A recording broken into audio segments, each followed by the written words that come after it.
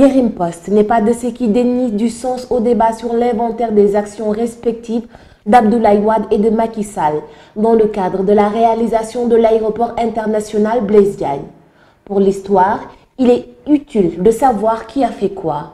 Tout comme il importe de préciser que c'est Napoléon qui est l'artisan du Code civil français, que c'est à Auguste Bartholdi que l'on doit l'emblématique statue de la liberté qui trône au-dessus de Manhattan, et que la première assurance maladie universelle américaine depuis Abraham Lincoln est à l'actif de Barack Obama.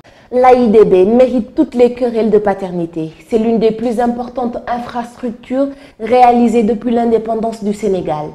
C'est un joyau de niveau mondial qui grave dans la pierre en lettres d'or celui ou ceux qui l'ont réalisé. La vérité historique est têtue. C'est Abdoulaye Wade qui a pensé, conçu et commencé à réaliser cet aéroport international auquel il a donné le nom de Blaise Diagne.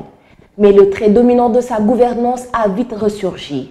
Comme dans tout ce que Wade faisait, les bonnes intentions ont été viciées par les mauvaises pratiques. Établi à 229 milliards dans le contrat initial signé le 3 avril 2007 entre l'État et Saudi Ben Laden Group, le coût du projet a été alors dit de 1,785 milliards de francs CFA par un premier avenant signé les 13 et 15 décembre 2008, de 58,12 milliards dans un deuxième avenant du 7 juillet 2010, de 27,4 milliards par un troisième conclu le 17 juin 2011.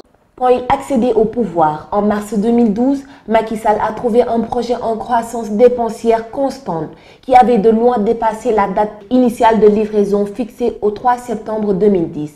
Il a hérité d'un éléphant blanc qui agonisait, d'autant que Saudi Ben Laden Group, qui s'était habitué à abuser des avenants, certainement avec la complicité de leurs interlocuteurs sous Wade, a déposé sur la table du nouveau président dès le 5 mai 2012 une réclamation de 17,700 milliards de francs CFA portée par les pénalités et autres micmacs à 56,17 milliards le 5 février 2013.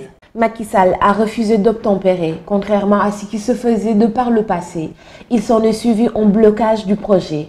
Le nouveau président a tenu tête, négocié et obtenu en juillet 2013 que les prétentions du constructeur soient ramenées à 23,61 milliards avec des pénalités contenues de 15,8 milliards de francs CFA. Le projet a été débloqué avant de buter à nouveau sur une nouvelle réclamation de 97,27 milliards de Saudi Ben Laden Group, qui a précipité son éjection suivie de son remplacement par un groupe turc qui a achevé les 15% de travaux qui restaient pour l'achèvement de l'ouvrage. Ce rappel historique établit sans controverse que si Wade a démarré le projet, Macky l'a tiré des décombres. Au rythme où il allait sous Wade, l'aéroport allait terminer, au mieux, en gouffre sans fond de plusieurs autres centaines de nos milliards.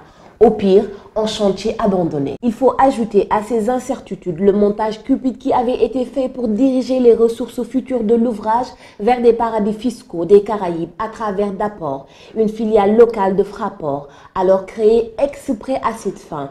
Montage démantelé par le nouveau régime. Macky Sall a sauvé l'aéroport international Blaise Diagne dans tous les sens du terme.